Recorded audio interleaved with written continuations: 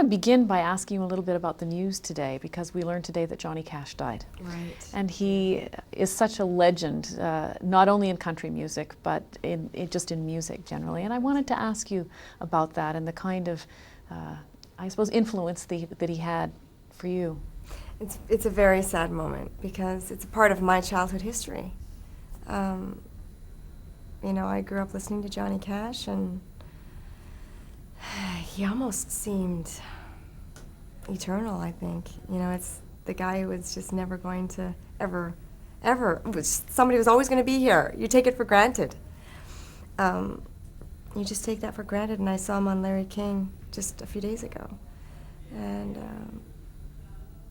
he was, you know, talking about his career and his life, and so it's a surprise, you know, a big surprise. Tell me what you think he represents for other performers.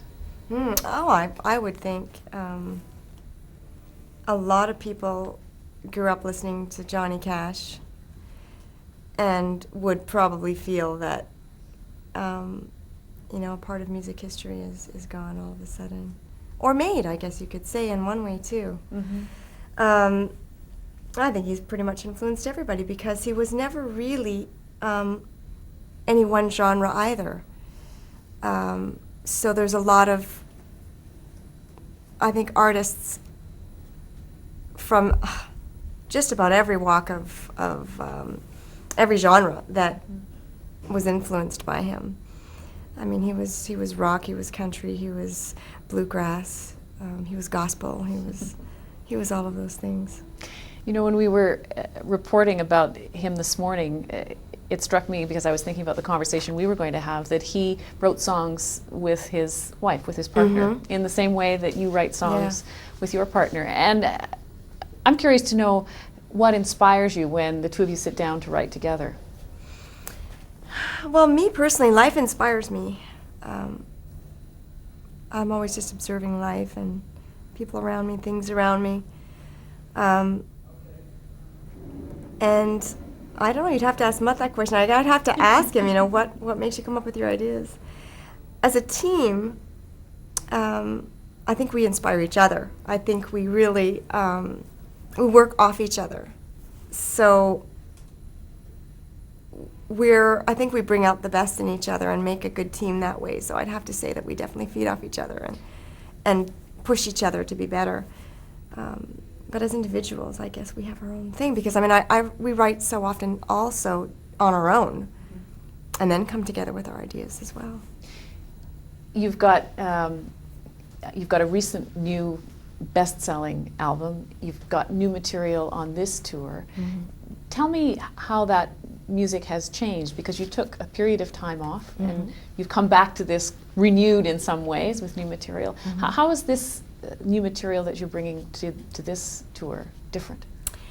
It's probably a bit more diverse than even before, but it's still quite typically me, I think.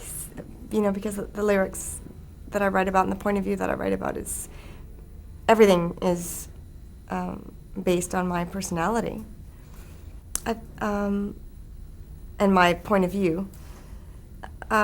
Which I think people are used to now. I mean, that's sort of just been my my thing right from the beginning, and I've just been very consistent that way. But I think that what is new is the fact that I've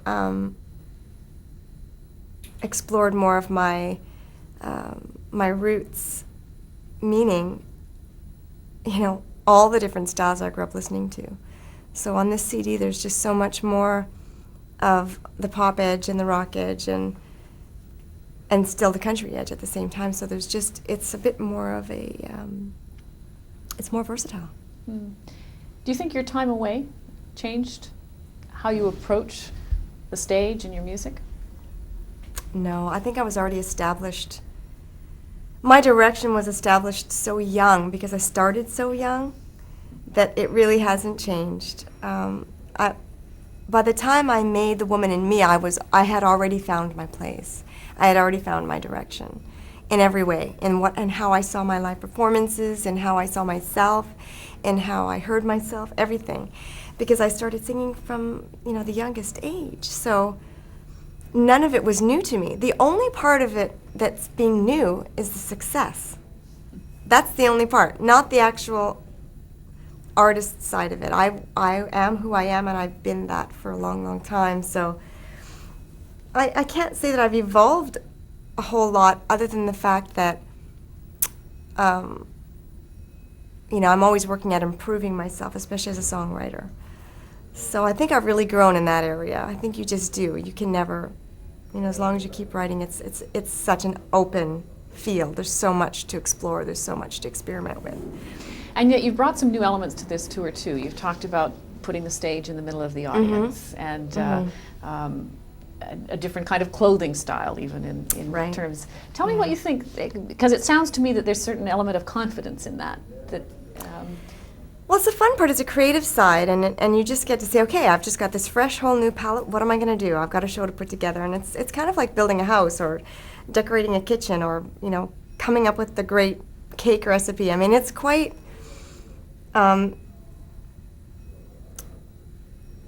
It's all about personal taste, and so that's why I kind of refer to those things, because it's really all about your own personal taste, and just about being, you know, getting creative. Because I'm a very hands-on person, so it's not as though I just go to all these different guys and say, okay, this is, you know, I've just got, here are some ideas, and come back to me in 3 months with, oh. I'm involved every step of the way, so it's a homemade kind of thing. And of course I've got all the experts involved in building the stage and, you know, designing, you know, all the technical side of things. But the creative side of it is stemming from me. So, you know, it's just a new whole fun thing to play with, I guess you could say. When you, one of the other curious things about this, when I read about the tour itself, the stage is in the middle, and you said once you're there, you're stuck there, basically. I mean, you're there on the stage for the whole performance, but you're still going to change your clothes. Oh, yeah.